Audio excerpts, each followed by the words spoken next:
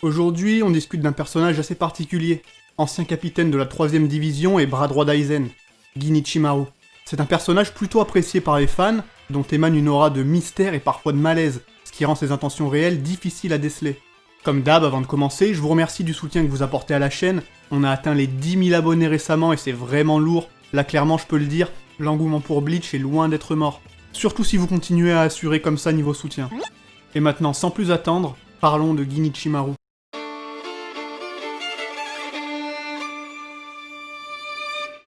Vous le savez, Ginichimaru fait partie de l'élite du Gotei 13 et nous est présenté lors de l'arc Soul Society. C'est un personnage qui est majoritairement défini par son caractère difficile à cerner et par ses relations avec Aizen et avec Matsumoto. Mais commençons par un fait exceptionnel, ce qu'il préfère manger ce sont les kakis séchés. Vous saviez pas, hein? Bref, sa première apparition est à la fois drôle et malsaine, ce qui résume assez bien le caractère du personnage, et son interaction avec Kenpachi qui tentait déjà de se fight pour rien avec Byakuya, me fera toujours bien marrer. C'est un capitaine qui ne possède pas d'éléments extérieurs le différenciant des autres, comme les clochettes de Kenpachi ou les tenues extravagantes de Mayuri, et c'est plutôt sur son visage qu'il faut se concentrer, affichant en permanence un sourire malicieux avec les yeux fermés, ce qui nous empêche de clairement discerner ses pensées et ses émotions. En plus de ça, il semble agir de façon sournoise et odieuse par plaisir, comme lorsqu'il torture Rukia psychologiquement alors qu'elle est emprisonnée. La pauvre Shinigami sera profondément troublée par Gin, qui semble se délecter de sa souffrance.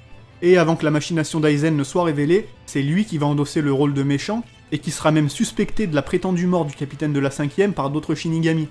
Il dévoile aussi une personnalité de grand manipulateur, et n'hésite pas à profiter de son vice-capitaine qui lui voue pourtant un grand respect. Il n'a aussi aucun mal à blesser physiquement les autres, et il démontre lors de sa première rencontre avec Ichigo, un moment que j'adore tout particulièrement.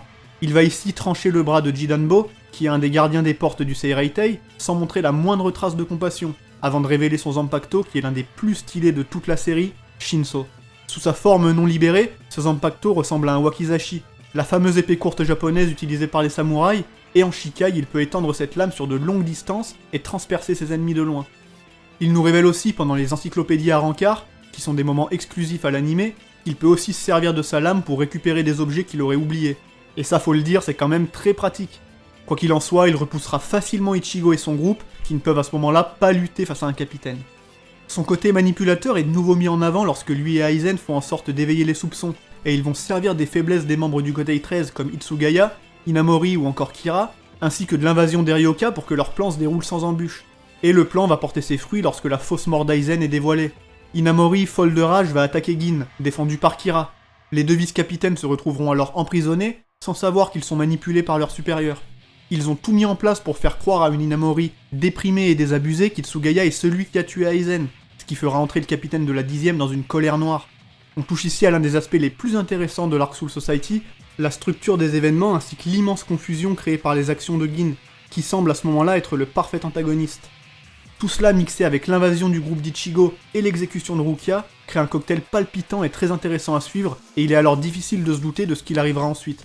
Gin va donc être attaqué par Itsugaya, qui révèle au passage Jorinmaru et qui réussit à faire tomber le sourire de Gin, qui ouvre les yeux pour la première fois alors qu'il libère Shinso en tentant de tuer Inamori, toujours présente sur le champ de bataille mais inconsciente. Cette attaque sera stoppée par Matsumoto, qui mettra fin au combat, et on apprend alors que les deux personnages ont une histoire en commun sur laquelle on reviendra. C'est après que la trahison d'Aizen soit révélée que le Gotei 13 apprend que Gin est en fait son subordonné, et que ces deux-là ainsi que Kaname sont une très grande menace. Et lorsqu'ils réussissent à s'enfuir après qu'Aizen ait récupéré le Hogyoku, Gin, qui était bloqué par Matsumoto, s'excuse auprès d'elle. Tout cela clôt l'arc Soul Society, et à ce moment, pour moi, Gin était un personnage génial qui se plaçait en tant que numéro 2 de l'antagoniste principal, ce qui annonçait du très bon pour la suite.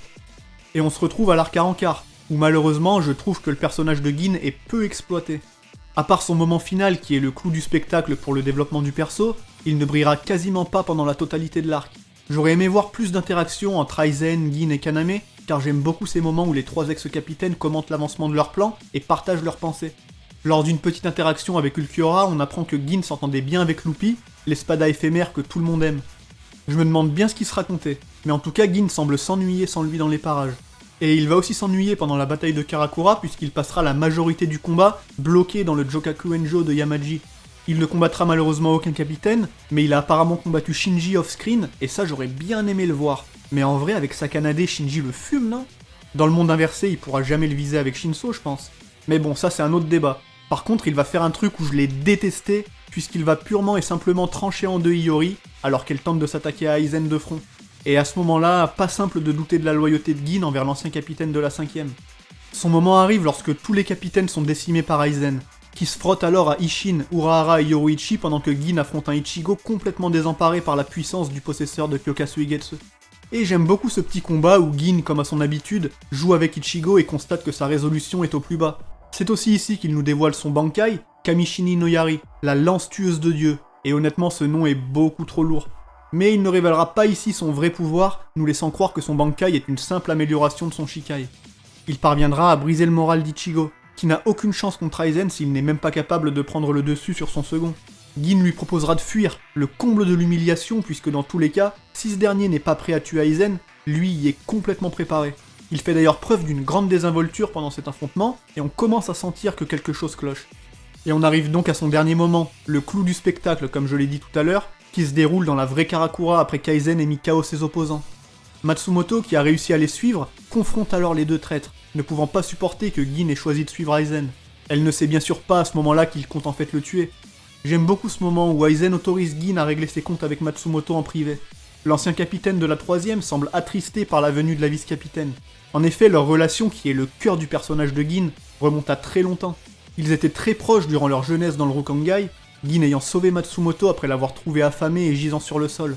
Ce jour est d'ailleurs devenu la date d'anniversaire de Matsumoto, qui ne connaissait pas sa vraie date. Gin lui a en quelque sorte redonné l'envie de vivre, et ils ne se sont plus quittés jusqu'à ce qu'il découvre qu'Aizen était responsable de l'état antérieur de Matsumoto, et qu'il dérobait de nombreuses âmes dans le Rukongai.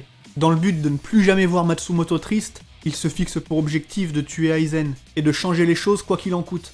Et on comprend alors vraiment la signification de ses excuses lorsqu'il s'enfuit à la fin de l'Arc Soul Society. Il va donc tout faire pour se rapprocher d'Aizen, à l'époque vice-capitaine de la 5ème division. Après avoir rejoint la dite division, il tuera le 3ème siège pour se faire remarquer par Aizen, qui le nommera alors à ce poste, et qui camouflera en plus son crime. Dès lors, il agira en tant que son subordonné, et prendra part à tous ses plans jusqu'à maintenant. Et c'est lorsqu'Aizen a été promu capitaine qu'il a dévoilé à Gin le point faible de Kyokazu Igetsu. Si on touche la lame, on ne peut pas être affecté par l'hypnose totale. On revient donc dans le présent, où Gin juge enfin que le bon moment est arrivé pour mettre son plan à exécution, après qu'il ait menti à Aizen en disant avoir tué Matsumoto. Aizen est surpris par cette nouvelle car il sait que Gin a de forts sentiments pour elle, et compare ses agissements à ceux d'un serpent, animal qui le représente parfaitement. Et ce serpent n'a pas fini ses sournoiseries, puisqu'il saisit alors la lame de Kyokazu Igetsu et dévoile le vrai pouvoir de son Bankai, un plan qu'il avait mûrement réfléchi. Kamishini no Yari est en réalité un Bankai qui, au lieu de simplement s'allonger, se dissout en une poussière extrêmement toxique avant de se rematérialiser. Être transpercé par ce Bankai est synonyme de mort certaine, et Gin attendait le moment parfait. Alors, est-ce qu'il aurait pas eu des milliers d'occasions avant ça? Est-ce qu'il aurait mieux fait de la tenter avant qu'Aizen ne transcende le Hogyoku? Est-ce que ça valait vraiment le coup? Couper les ponts avec la personne qu'il aime était-il vraiment nécessaire? Des questions que je ne peux pas m'empêcher de me poser. Mais quoi qu'il en soit, grâce au Hogyoku, Aizen sera en mesure de se réincarner, et va alors violemment tuer Gin. J'aurais aimé en voir un peu plus à ce moment par rapport aux sentiments d'Aizen. On sait bien qu'il ne fait confiance à personne, mais jusqu'à ce que le but de Gin ne soit mis en lumière, ces deux-là semblaient au cœur d'une dynamique très intéressante, dans laquelle ils avaient l'air de se comprendre et d'avoir un grand respect l'un envers l'autre. Aizen se contentera de remercier Gin qui l'a aidé à atteindre sa nouvelle forme de papillon dégueu, et balancera son corps comme un déchet. L'acte entre guillemets héroïque d'Ichimaru est donc balayé d'un revers de main, alors qu'il avait tout sacrifié pour venir à bout d'Aizen, même si au final il a quand même fait du sale sous ses ordres, ce qui est considéré comme un peu incohérent par certains, extrême par d'autres. Mais cela montre que Gin n'est pas un héros ou un personnage qui a du cœur. La seule personne qui comptait pour lui était Matsumoto, mais il possède quand même une nature malsaine. Une bonne personne s'y serait peut-être pris autrement pour essayer d'empêcher la folie d'Aizen. Au bord de la mort, il verra arriver Ichigo, les yeux remplis de détermination, ce qui apaisera son âme car il a alors confiance en la victoire de notre héros, qui affiche le même genre de regard que lors de leur première rencontre. Matsumoto, qui parvient finalement à se réveiller, se dirige vers Gin, qui dans son dernier soupir, se met à penser qu'il n'a pas mené à bien sa mission, et qu'il a, de ce fait, bien fait de s'excuser auprès d'Rangiku, qui fond en larmes alors qu'elle assiste au dernier moment de l'homme qui représentait le plus pour elle. Sans conteste la mort la mieux traitée de Bleach avec celle de Misaki et d'Ulquiorra, ce qui sied parfaitement à un personnage fascinant et très populaire. Et ainsi s'achève l'histoire de Gin Ichimaru, qui est pour beaucoup l'un des personnages les mieux écrits par Kubo.